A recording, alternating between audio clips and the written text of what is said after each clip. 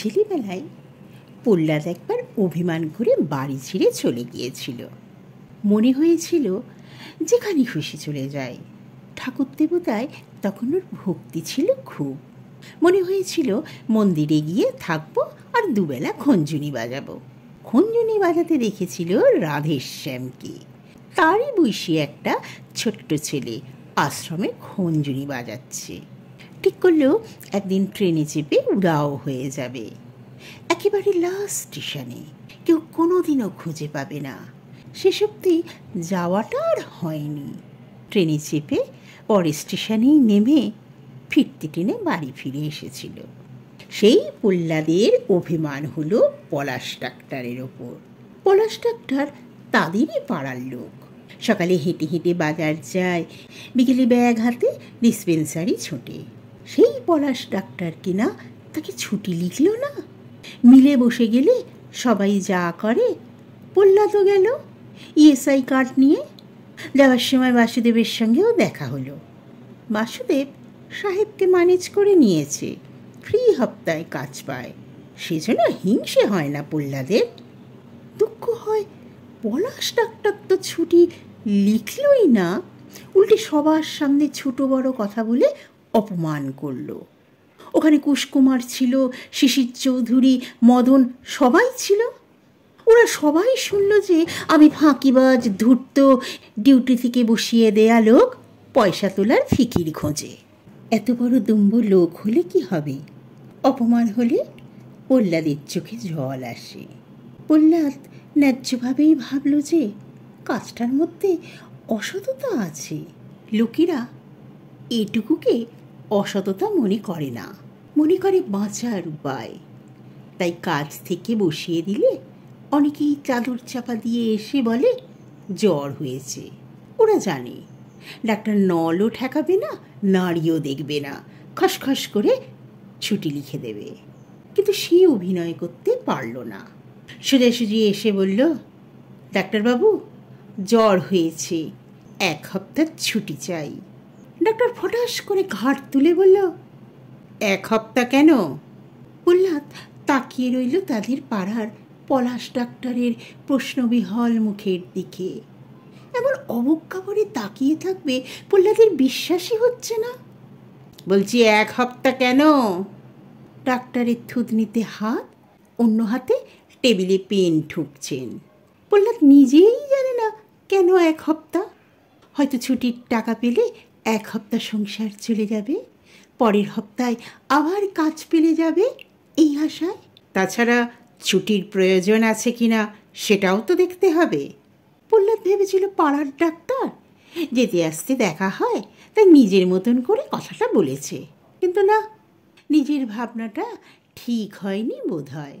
প্রহ্লাদকে এমন কাদামাটির মতন চুপ করে থাকতে দেখে পলাশ ডাক্তারের চটকাতে ইচ্ছে হলো। 1 সপ্তাহে শরীর ভালো হয়ে যাবে? তাছাড়া শরীর যে খারাপ তার তো কোনো লক্ষণ দেখছি না। তোমার ফন্দি ফিকির আমার জানা আছে। ছুটি নিয়ে পয়সা তোলার ফিকির খোঁজা। বাহ, ফাঁকি দেয়া হচ্ছে কোম্পানিকে। ছুটি হবে না, আমি ছুটি দিতে পারবো না। প্রহ্লাদ তবুও দাঁড়িয়ে রইল। তার মাথার ভেতর একটা ছবি ভাসছে, পুরনো ছবি, অনেকটাই আবছা হয়ে গেছে। তবু দেখা যাচ্ছে পলাশ ডাক্তারের বাবা হিরুপাল বলছে, বুঝলে বিষ্টু, ছেলে আমার ডাক্তারি পাশ করলো। প্রহ্লাদের বাবা বলল, খুব ভালো খবর দাদা, একটা কাজের মতন কাজ করলেন। চেষ্টাটা সার্থক হলো। তা হলো, তোমার ছেলেই বোধহয় এই অঞ্চলে প্রথম ডাক্তার হলো। সেটাও একটা গর্ব। আমার ইচ্ছে এখানেই প্র্যাকটিস করুক। দেশের ডাক্তার বদ্যির বড় অভাব, মানুষের উপকার হোক আর কি। প্রহ্লাদের ফের কান্না পেয়ে যাচ্ছিল। বাইরে এসে শিশির চৌধুরী বলল, ওভাবে কেউ ছুটি চায়? প্রহ্লাদ বলল, তাহলে একটু হাত টাত কেটে আসতে পারলি না? হাত কাটবো? হ্যাঁ, টুক করে ব্লেড চালিয়ে দিবি। বলো কি? ঠিকই বলছি। ছুটি কি এমনি এমনি হবে? সহজভাবে এমন আর হয় না, বুদ্ধি খরচা করতে হয়। ওই যে বলে না, দেখলে হবে, খরচা আছে। বাড়ি এসে প্রহ্লাদ বেহালাখানা বার করে ছড়ের ওজন ঘষতে লাগলো। হপ্তা দুয়েক যাত্রাদলে ফিরে যেতে হবে। সে বেহালাখানা ভালোই বাজায়, ছোট থেকে শখ। পঞ্চু মাস্টার বেহালায় ওস্তাদ ছিলেন এখানে। আহা, কি হাতে টিপ, কি মিড়ির কাজ! একবার ভুবনডাঙ্গার মাঠে বাগেশ্রী বাজিয়েছিলেন, কি বাজনা! ডাক্তারের মুখটা ভেসে উঠল। ডাক্তার বলল, তোমাদের ফন্দি ফিকির আমার জানা আছে। না ডাক্তারবাবু, আমি ফাঁকিবাজ নই, তবে আমি ফিকির খুঁজেছি, এই মিথ্যে নয়। চটকলের লোকেরা এটুকু মিথ্যে না বললে বাঁচে না, কিন্তু আমি বাঁচব। আমার এই যন্ত্রখানা আছে, এটা সঙ্গে থাকলে আমার ভয় করে না। প্রহ্লাদ কখন যে বাজাতে শুরু করেছিল সে নিজেই জানে না। মালতী এসে বলল, কি হলো, অবেলায় বেহালা নিয়ে বসলে? প্রহ্লাদ বাজানো থামিয়ে তাকালো, তারপর উত্তর না দিয়ে ফের বাজাতে শুরু করলো। ছুটি পাওনি? বাজনা না থামিয়ে ঘাড় নেড়ে বুঝিয়ে দিল, সে ছুটি পায়নি। ছুটি পেলে না? কত লোক তো বসে গেছে, ছুটি পায়? ভালো করে বুঝিয়ে বললে না। কি হলো, ছুটি পাওনি? প্রহ্লাদের মনে হলো এভাবে বাগেশ্রী হয় না, চারিদিকে একটা শান্ত নিরিবিলি ভাব থাকা দরকার।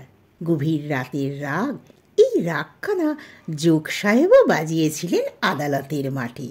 কি সাধনা, কি বাজনা! মানুষটা চলে গেলেন, পঞ্চু মাস্টারও নেই, বেহালা বাজানোর লোক কোথায় এখন? মালতী সাড়া না পেয়ে আর কিছু জিজ্ঞেস করল না। অগত্যা প্রহ্লাদ বাগেশ্রী পাল্টে দরবারি ধরল। বাগেশ্রী কেটে গেছে, তার চেয়ে দরবারিই হোক। প্রহ্লাদ খুব সহজে রাগখানার একটা পূর্ণ রূপ ফুটিয়ে তুলতে পারে। রাগের আরোহণটা সোজা, কিন্তু অবরোহণ বক্র। খুব কায়দা করে কোমল পর্দাগুলো দুলিয়ে নিতে হয়।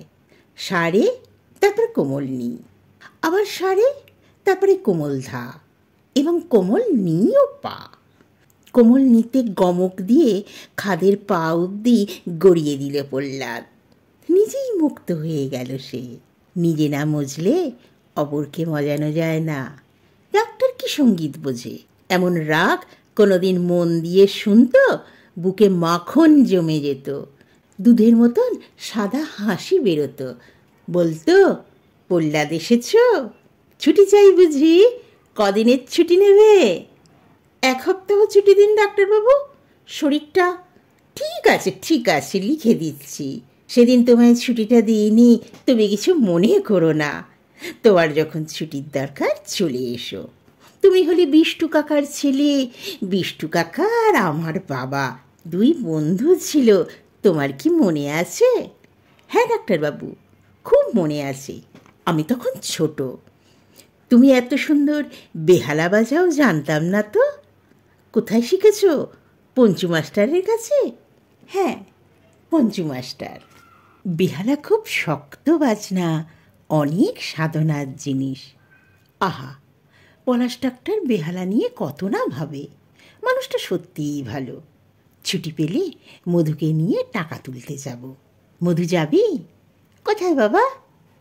চল না, রাজভোগ খাওয়াবো। আহা, ওকে নিয়ে যাবার কি আছে? মালতী সবেতেই বাধা দেয়। সেই কোন ছোটোবেলায় প্রহ্লাদ বাবার সঙ্গে যেত ছুটির টাকা তুলতে। খুব ভিড় হতো, 2-3টে বেজে যেত। তারপর সব ফাঁকা হয়ে গেলে বাবার ডাক আসত। বাবা গম্ভীর হয়ে টাকা গুনত। রাম জয়, পাপ ক্ষয়, 5-6। তারপর রুমালে বেঁধে পকেটে ঢুকিয়ে নিয়ে বলতো, চ এবার। যেতে যেতে বাবা বলতো, ছুটির টাকা হলো ফাও পাওয়া, বুঝলি? নে চল, মিষ্টির দোকানে ঢুকি। মিষ্টির দোকানে যাবে বাবা? যাব না, এতক্ষণ দাঁড়িয়ে থাকলাম, রাজভোগ কিনে খাই। রাজভোগ? হ্যাঁ রে, রাজভোগ। আহা, কেমন হলুদাভ গোলাকৃতি নরম তুলতুলে রাজভোগ। অনেক বছর পর আজ বাবার জন্য খুব কষ্ট হচ্ছে প্রহ্লাদের। মানুষটা আজ আর পৃথিবীতে নেই। ফাউ পয়সায় রাজভোগ খাবার কী যে আনন্দ ছিল মানুষটার, সে এক বিলাসিতা। কখনো কখনো ছুটির পয়সা পেলে ওইটুকু বিলাসিতায় গা ভাসিয়ে দিতেন। মধুর জন্য খুব মন খারাপ করছে আজ। ও স্কুলে গেছে, ফিরবে সেই 3টে, 3:30। দুপুরে খেতে বসে মালতী বলল, নাইটে কি একবার দেখবে? নাইটে? হ্যাঁ। প্রহ্লাদ উত্তর না দিয়ে চেবোতে লাগলো। নাইটে থাকে শর্মা সাহেব, লোকটা খারাপ নয়, কিন্তু নাইটে পাওয়া খুব মুশকিল, লোক বেশি। নাইটে কি সবাই আসে? আসে বই কি, তবুও একবার গেলে হয় না? প্রহ্লাদ অন্য কথা বলল, ভাবছি কদিনের জন্য হাসনাবাদ ঘুরে আসি। আবার হাসনাবাদ? হ্যাঁ, হপ্তাখানিক কাটিয়ে কিছু রোজগার করে ফিরব। সে তো অনেক দূর। দূর আর কোথায়, এ কি তোমার লন্ডন আমেরিকা? হাওড়া থেকে বাস চাপলে 3 ঘন্টা। অনেক দিন যায়নি সেখানে। ভালোই হলো বসে গিয়ে। অনেক দিন পর ফের দেখা হবে ওদের সঙ্গে। খুব খাতির করে আমাকে, বুঝলে? আর করবে নাই বা কেন? দেশে কি আর ব্যাঙের ছাতার মতন ভায়োলিন প্লেয়ার পাওয়া যায়? যাই বলো, পঞ্চু মাস্টার মন দিয়ে শিখিয়েছিল বেহালাখানা। আর কে বাজাবে? আমি চলে গেলে যন্ত্রটা বাজাবার লোক পাওয়া মুশকিল। অথচ মধুকেও শিখতে দিলে না। মালতী প্রতিবাদ করল, না, মধু ওসব শিখবে না। সারাদিন ঘেউ ঘেউ আমার আর ভালো লাগে না। তবে কি জানো, তুমি যদি পঞ্চু মাস্টারের বেহালা শুনতে, তোমার মুখ দিয়ে দুধের মতন সাদা হাসি ফুটত, বুকের ভেতর মাখন জমে যেত। থাক, আমার আর মাখন জমে লাভ নেই। প্রহ্লাদের দুঃখ যে মালতী যন্ত্রটা মোটেই পছন্দ করে না। কত সন্ধ্যা প্রহ্লাদ চোখ বুঝে সাধনা করেছে, মালতী কোনো দিন কাছে বসে শোনেনি। না, কাল সকালেই হাসনাবাদ চলে যাবে সে। ওরা গুণের কদর বোঝে। ভাত খেয়ে প্রহ্লাদের মনে হলো একটু হাঁটি। হাঁটতে হাঁটতে ভাবি হাসনাবাদের কথা। কিন্তু হাঁটতে হাঁটতে মধুর স্কুলে পৌঁছে গেল। ছুটি হলে মধুকে সঙ্গে করে নিয়ে যাবে। ভালোই হলো, কতদিন পর তাদের পুরনো স্কুলটাকে আজ ভালো করে দেখা হচ্ছে। সেই স্কুল, তার ছোটোবেলার অনেক স্মৃতি ভরা আছে ওখানে। সেই বেঞ্চ, টেবিল, ব্ল্যাকবোর্ড, দেয়াল, মাঠ, কলতলা, চাপা গাছের গন্ধ। গাছটা কি এখনও আর আছে? হয়তো নেই, হয়তো টেবিল চেয়ার সবই পাল্টে গেছে। তা তো পাল্টাবারই কথা, সেসব আজকের কথা। তখন যেন আরও হৈ হৈ করত। লক্ষ্মীকান্ত, পশুপতি, কেতো, পচা, কত নাম আজও মনে আছে। হ্যান্ডেল এখন বিশালক্ষীর ঘাটে নৌকো চালায়, মাছ ধরে। পশুপতি নিরুদ্দেশ হয়ে গেছে। ও নাকি বোম্বে গিয়েছিল নায়ক হতে, আর ফেরেনি। সুপ্রসন্না ব্যাংকে চাকরি করে। কেতর মিষ্টির দোকান। তখন গরিব বড়লোক সবাই এক স্কুলে পড়ত, কোনো ভেদাভেদ ছিল না। সোমেন সরকার হেডমাস্টার হয়েছে। মধু 5-এ উঠলে সোমেনের স্কুলে যাবে। সেই একই রকম আছে সৌমেন। খুব কথা বলে। প্রহ্লাদের থেকে কারেন্ট নুন চেয়ে খেত। 5 পয়সার শিশি পাওয়া যেত, রবারের ঢাকনা দেয়া শিশি। প্রহ্লাদ রোজ একটা করে কিনত। আঙুলে দিয়ে জিভে ঠেকাতো, চিনচিন করে উঠত জিভ, কারেন্ট মারছে যেন। সৌমেন অনেক কথা বলতো, যেন কত না কাছের বন্ধু। বলে শেষে বলতো, প্রহ্লাদ, আর একটু কারেন্ট নুন দিবি? আর একজন সুপ্রসন্ন, এখন ফ্ল্যাট কিনে চন্দননগর চলে গেছে। অনেক বড় চাকরি, গাড়িও আছে। দেখা হলে গাড়ি থামিয়ে কথা বলে। বাসুদেবেরও খুব বন্ধু ছিল, ওর কথা খুব জিজ্ঞেস করে, কেমন আছে রে বাসুদেব? ওকে তো দেখতেই পাই না। পাবি কোত্থেকে? সর্বক্ষণ মিল আর বাড়ি, বাড়ি আর মিল। কেন, তোকে তো দেখতে পাই, তোরও তো মিল। আরে আমি তো বাউন্ডুলে। হ্যাঁ রে, তুই আর বেহালা বাজাস? হ্যাঁ, নেশা হয়ে গেছে, ছাড়তে পারি না। আর মদন? মদন এখন গরু কিনেছে। মহাদেব স্যারের কথাই সত্যি হলো দেখছি। কীরকম, তোর মনে নেই? স্যার বলতো, মদন তুই গরু চড়াগে যা। সুপ্রসন্ন হাসলো। মনে পড়েছে, সেসব ভোলার কথা নয় রে। দিনগুলো কেমন করে যে চলে গেল, তাই না? তোর পশুপতিকে মনে আছে? হ্যাঁ। পশুপতি? হ্যাঁ, বম্বে গিয়ে আর সেই তো আলাদা কথা। সেই তো পশুপতি। প্রহ্লাদ স্মরণ করিয়ে দিল ঘটনাটা। মহাদেব স্যার জল আনতে পাঠিয়েছিল পশুপতিকে। যাবার সময় বলে দিল, গ্লাসটা ভালো করে মেজে আনিস। পশুপতি যে সোজা ছেলে নয় তা তো জানতো না মহাদেব স্যার। দেরি হচ্ছে দেখে বাসুদেবকে পাঠালো। বাসুদেব গিয়ে দেখল পশুপতি গ্লাস মাজছে। বলল, কিরে দেরি করছিস? পশুপতি বলল, দাঁড়া না, স্যার গ্লাস মাজতে বলেছে না, আমি পায়ে করে মাজছি। পশুপতির পায়ে করে গ্লাস মেজে মহাদেব স্যারের বিরুদ্ধে প্রতিশোধ নেবার ছেলে মানুষিতে সুপ্রসন্ন হো হো করে হেসে উঠল। তারপর হাসি থামিয়ে বলল, ও সে এক দিন গেছে।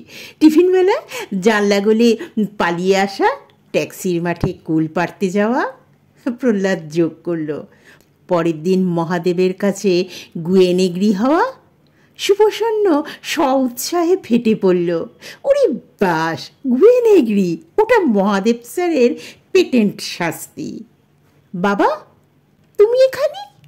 প্রহ্লাদ চমকালো। তুই? কখন ছুটি হলো?